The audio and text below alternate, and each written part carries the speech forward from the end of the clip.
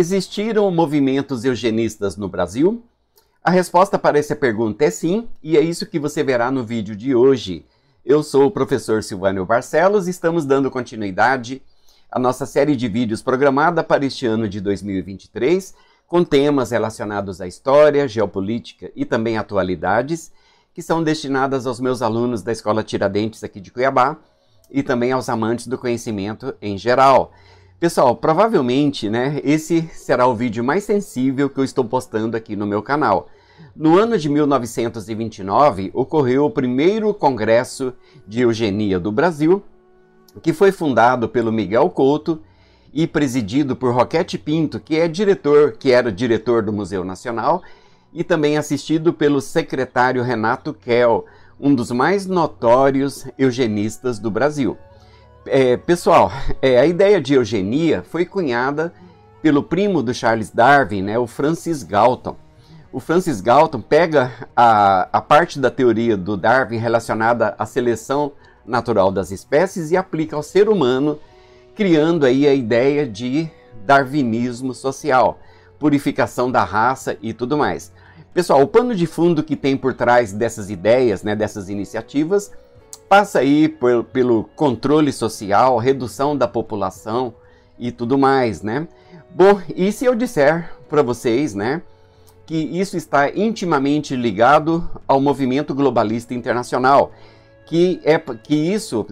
por exemplo, só para citar um exemplo, que esse congresso foi patrocinado, pela dinastia Rockefeller.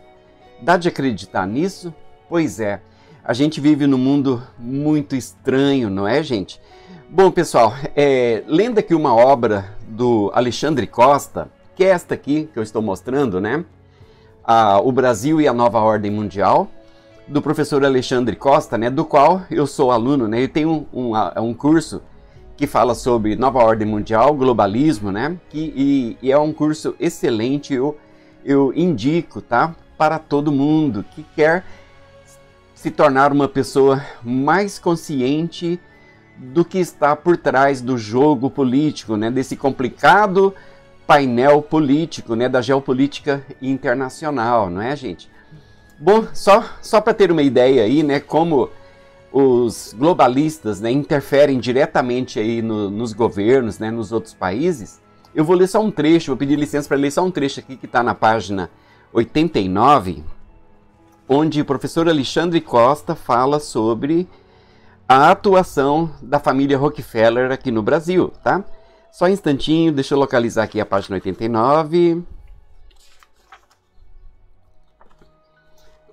Prestem bastante atenção, gente?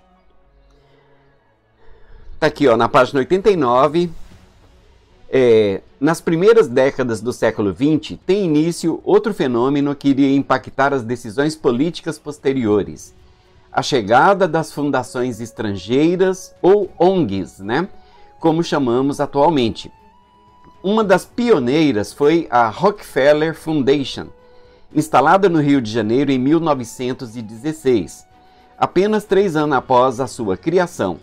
Inicialmente, a pauta declarada era relacionada à pesquisa e ao tratamento de doenças tropicais, embora também promovessem práticas de eugenia, E aqui na citação, na questão da promoção da prática de eugenia, está aqui apontado pelo professor Alexandre Costa. Os estudos financiados pela Fundação Rockefeller levaram à criação do Movimento Eugênico Brasileiro, que promoveu o primeiro Congresso Brasileiro de Eugenia em 1929, Bom, seguindo aqui aos escritos do professor Alexandre Costa, ele fala que essas iniciativas eram disfarçadas de sanitarismo, gente?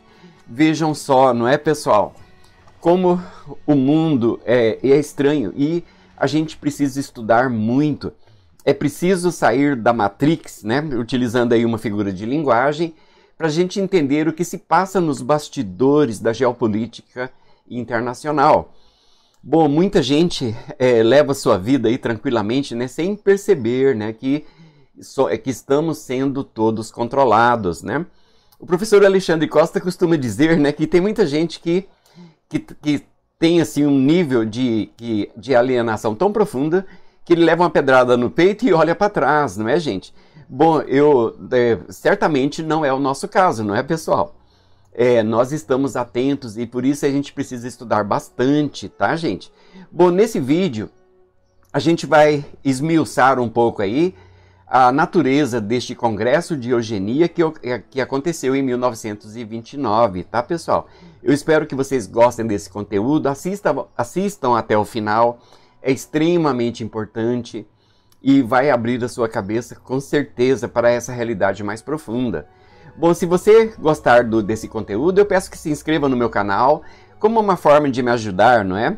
Ative o sininho para receber as notificações e também deixe seu like e comentários, que dessa forma a plataforma entende, né, que o vídeo tem relevância e compartilha entre os inscritos do canal. Bom, pessoal, sem mais demora, vamos para a nossa aula de hoje. Bom, iniciando a nossa aula aí sobre o movimento de eugenia no Brasil.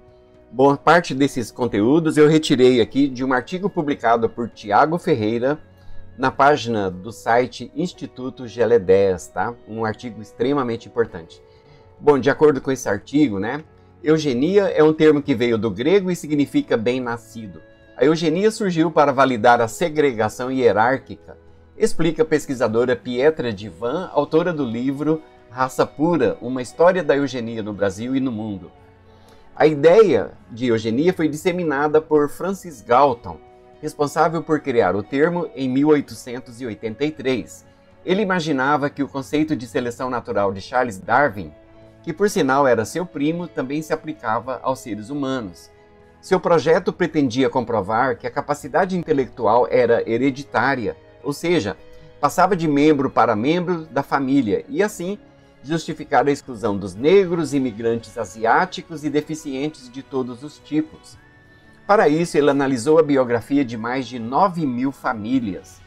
Galton pretendeu estender as implicações da teoria da seleção natural, indicando que os seus estudos demonstravam que, além da cor do olho, feição, altura e demais aspectos fisiológicos, também traços comportamentais, habilidades intelectuais, poéticas e artísticas seriam transmitidas dos pais para os filhos. O projeto da eugenia foi apresentado ao mundo pela Grã-Bretanha e colocado em prática pela primeira vez nos Estados Unidos. No Brasil, o Brasil não só exportou a ideia, como criou um movimento interno de eugenia. Médicos, engenheiros, jornalistas e muitos nomes considerados a elite intelectual da época no Brasil viram na eugenia a solução para o desenvolvimento do país. Eles buscavam, portanto, respaldo na biogenética, ou seja, nos estudos e resultados de pesquisa de Francis Galton, para excluir negros, imigrantes asiáticos e deficientes de todos os tipos. Assim, apenas os brancos de descendência europeia povoariam o que eles entendiam como nação do futuro. Segundo a antropóloga social Lilia Schwartz, a eugenia oficialmente veio ao país em 1914 na Faculdade de Medicina do Rio de Janeiro, com uma tese orientada por Miguel Couto, que publicou diversos livros sobre educação e saúde pública no país. Bom, pessoal, eu falei no início desse vídeo que essa iniciativa do movimento eugenista foi financiado pela Rockefeller Foundation, que pertence aí à dinastia da família Rockefeller, uma das mais notáveis globalistas no movimento do globalismo internacional, tá, gente? A intromissão deles no Brasil, então, já é de longa data, né? Ela se dá aí no início do século XX, tá, pessoal? Bom, Miguel Couto via com maus olhos a imigração japonesa e anos mais tarde, em 1934, seria um dos responsáveis por implementar um artigo na Constituição da época que controlava a entrada de imigrantes no Brasil. Eu falei disso em outro vídeo, tá, pessoal, relacionado a Getúlio Vargas. Nos primeiros anos do século XX, porém, havia no Rio de Janeiro, então capital brasileira, a ideia de que as epidemias brasileiras eram culpa do negro, recém-liberto com a abolição da escravatura em 1889. Portanto, para parte da elite intelectual da época, a eugenia seria uma forma de higiene social. Tanto que saneamento, higiene e eugenia estavam muito próximas e confundiam-se dentro do projeto mais geral do progresso do país, conforme assinalou a pesquisadora Maria Eunice Maciel, que é professora do Departamento de Antropologia da Universidade Federal do Rio Grande do Sul. Bom, Renato Kell, pessoal, é de fato considerado aí o pai da eugenia no Brasil. Quando ele se deparou com a tese orientada por Miguel Couto, o médico e sanitarista Renato Kell, considerado o pai da eugenia no Brasil, achou que a comunidade científica tinha que se esforçar mais. Ele acreditava que a melhoria racial só seria possível com um amplo projeto que favorecesse o predomínio da raça branca no país. A professora Maria Maciel enumera algumas das ideias, né, de Renato Kell, sendo elas segregação de deficientes, esterilização dos anormais e criminosos, regulamentação do casamento com exame pré-nupcial obrigatório, educação eugênica obrigatória nas escolas, testes mentais em crianças de 8 a 14 anos, regulamentação de filhos ilegítimos e exames que assegurassem o divórcio, caso comprovado defeitos hereditários em uma família. Vejam o absurdo de tudo isso. Kell conseguiu trazer diversas autoridades médicas para levar o projeto de eugenia adiante. Um deles é Gonçalves Viana, da então Liga de Higiene Mental do Rio Grande do Sul. Uma outra figura bem conhecida era o radialista Roquete Pinto, que liderou o Congresso de Eugenia no Rio em 1929. Nesse congresso, que reuniu dezenas de médicos e biólogos favoráveis à ideia de eugenia, eles classificaram pessoas com deficiência como cegos, surdos-mudos e pessoas com deficiência mental, por exemplo, de tarados, né? Eles classificaram como tarados, ou seja, um mal a ser combatido para que a raça superior prevalecesse.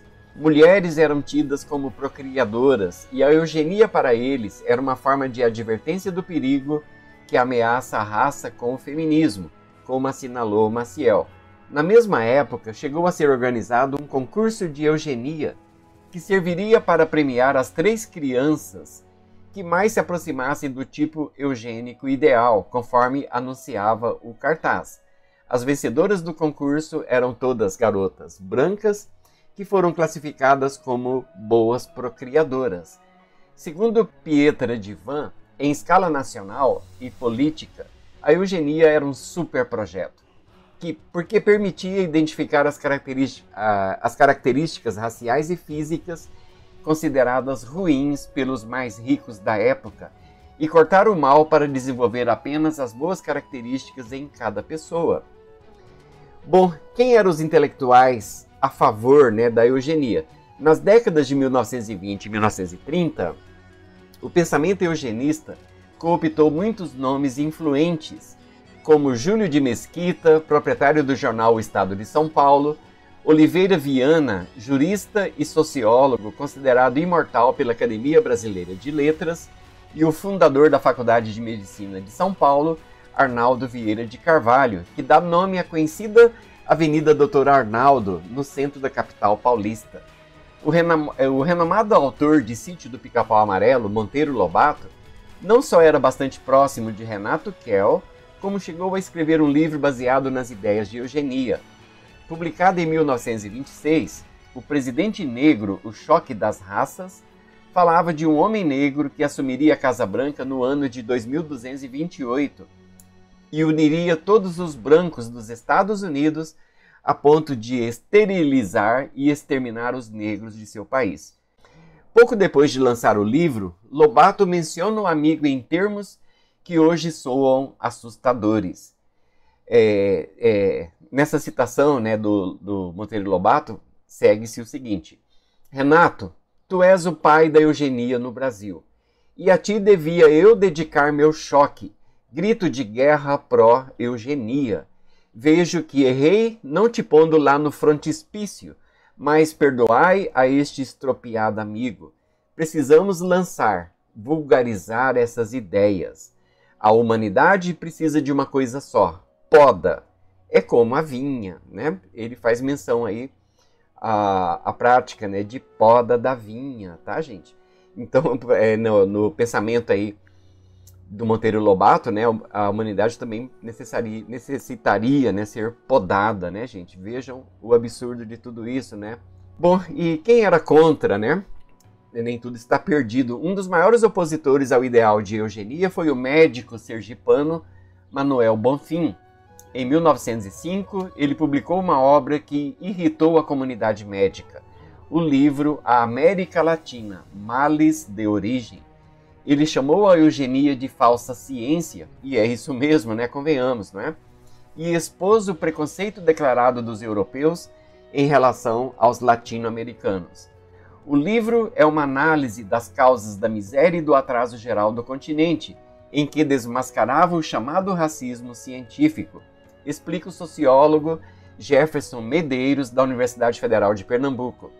A formulação dada por Bonfim, em contraposição ao que era vigente na época sobre o fator das raças serem as causas do subdesenvolvimento, leva-o a formular a tese do parasitismo social. Pessoal, parasitismo social é a ideia de que os países ricos invadem as nações para extrair a riqueza e fazer dos nativos uma classe dominada. Bom, de acordo com a minha perspectiva, eu traduziria isso, né? Esse parasitismo social, eu colocaria em outros termos, né? Isso era promovido não por países ricos, né? Mas por pessoas muito ricas, verdadeiras dinastias, né? Que são os globalistas, né? Os dominadores globais, que pretendem sim, através de suas iniciativas, criar uma nova ordem mundial, e para isso é preciso criar um novo homem e uma nova mulher, tá, gente? Infelizmente. Olha, para você que chegou até esse ponto, né, desse vídeo sobre eugenia no Brasil, eu quero te agradecer do fundo do meu coração. Você é muito importante, pois ajuda no meu trabalho, a difundir o meu trabalho e também no engajamento do meu canal. Se você gostou da aula de hoje, eu peço que se inscreva no meu canal, ativando o sininho para receber as notificações e também deixando o seu like e comentários, para que desta forma o algoritmo entenda que o vídeo tem relevância e compartilhe ele entre os contatos do meu canal. Pessoal, eu me despeço com vocês com um cordial abraço. Até breve, tá, pessoal?